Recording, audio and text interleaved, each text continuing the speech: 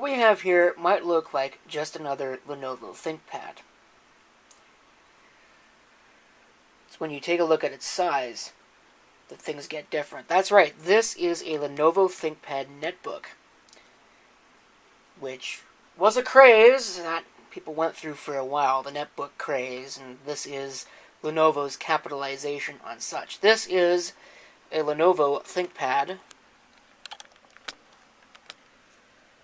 model X100e.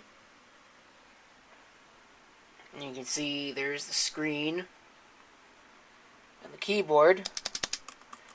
It's the same typical Lenovo style keyboard. Although, interestingly, I believe that this predates the ThinkPad migrating over to this keyboard with the T430. I believe this is an older system.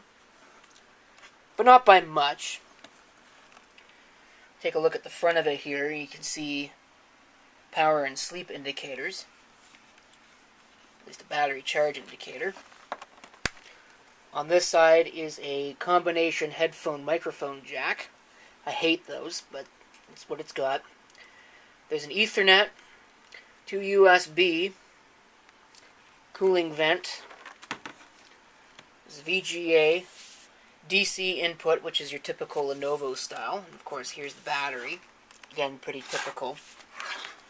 For a ThinkPad, there's a Kensington lock. There's a USB port here that's yellow because that's for charging, and an SD card reader. This is otherwise maybe not necessarily the most interesting of computers. There is a webcam up there you can maybe just barely see. Other than that, really the only interest comes once we power it on. Which we'll do. We'll interrupt normal startup here, because there is nothing on the hard drive. Go into setup.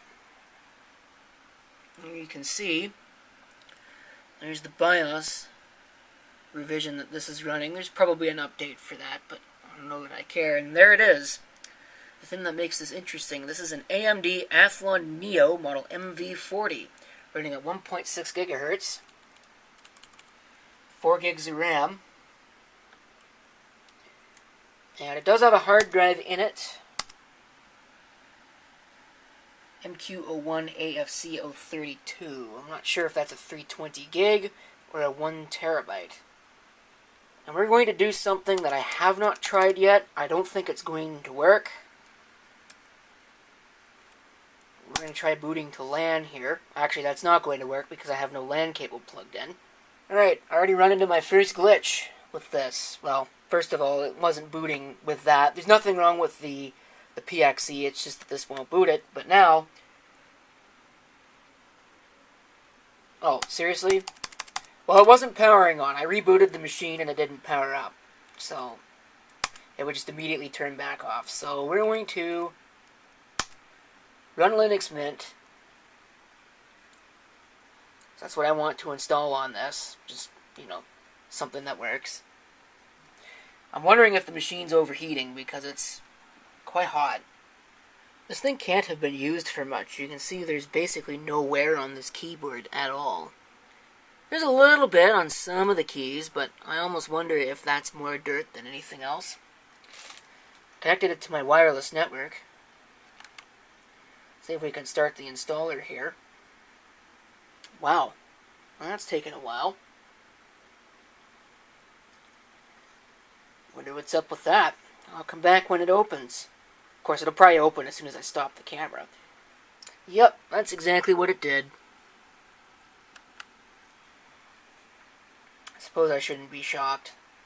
This is really a standard procedure. There's not much to see on this.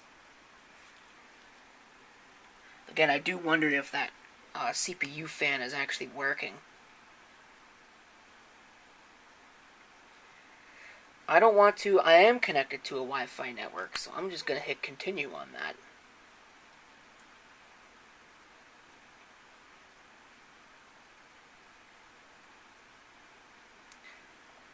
It's a Realtek wireless LAN controller. Of course, it's got Realtek Ethernet. For some reason, it's not going to let me install all the updates while it's running, even though it's connected to a network. I guess it's too dumb to figure that out. At this point, I believe it's the hard drive configuration and all the rest of the usual stuff. So it is right now 12:31. I will come back once this is done and we'll see how long it took. The time is 1:07. Well, actually 1:08, but it stopped at 1:07. And it's concluded. So it'll be interesting to see if the computer stays powered on.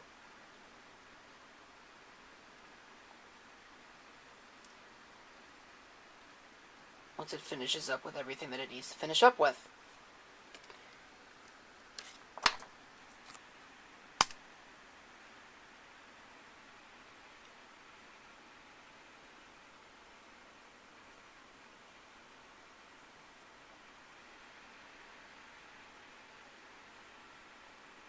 I don't know what that bizarre paragraph thing it was doing before was all about then. Because that's weird. Of course, because it wouldn't let me do it, I'm now going to have to install copious quantities of updates. Okay. Don't need to show this dialog at startup. Let's go, it says. Probably wants us to do all manner of things. I happen to like the green better.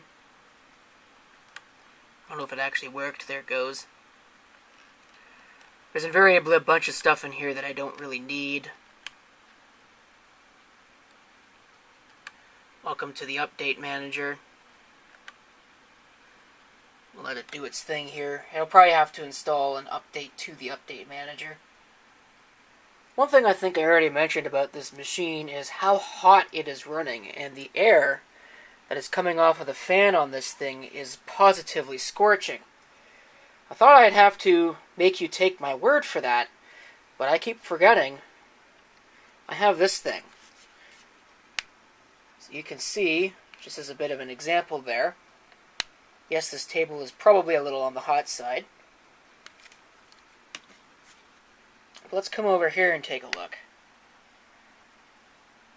I think you'll agree it's quite a bit warmer. Kind of hard to see that, but we're reading almost 50. I'm sure that if I flip the machine around here, and this is not really a nice thing to do to this because this is packing a mechanical hard drive. Take a look. And I saw 55, 57, 58, 59, 60. Yeah, so this thing is running quite warm.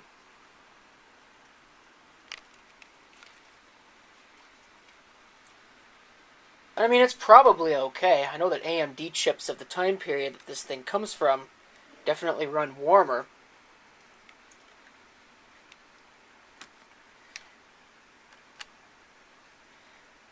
Than do comparative Intel chips. You can see there the various temperature sensors. Look at that, that Core 1 temperature. Oh, wow, I don't think that's accurate. But, well, here you go.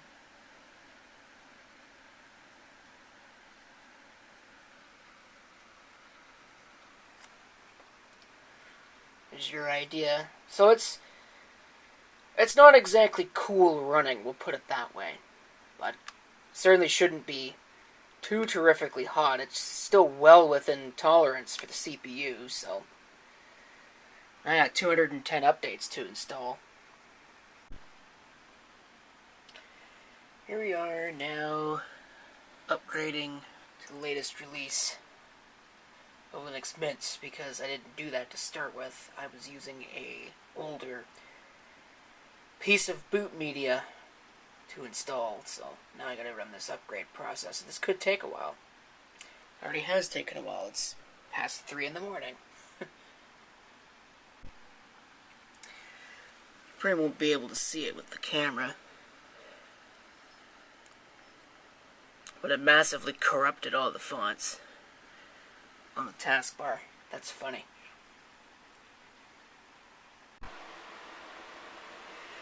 Okay, so this is actually the second time I'm running through this because it blew up. The first time, I guess it must have overheated and shut down. It's probably going to do it again because it's quite hot right now. So I guess I'm going to have to look at the thermal compound situation on this and, I don't know, maybe do something about it. Wow. I just noticed that. Look at this battery. Anyway, digression. Hopefully this gets done soon because I've got other things I want to work on. Ah, shut down again. It may never get through this.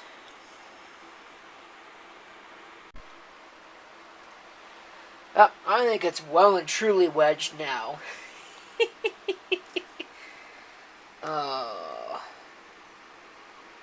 Yeah. You know what? I'm on a time crunch right now. And really I wanted to put an SSD in here anyway.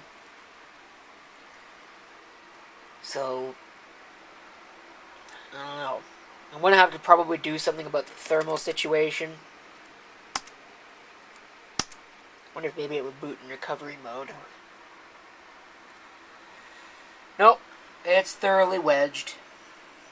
So that's going to have to be completely redone. And right now, I don't have time for that. So you can assume that everything went well. I mean, you saw it running Linux Mint. That's what it's going to be running at the end of the day. So that's pretty much it for the video anyway. Thanks for watching, folks. If you've got any comments, feel free to leave them below.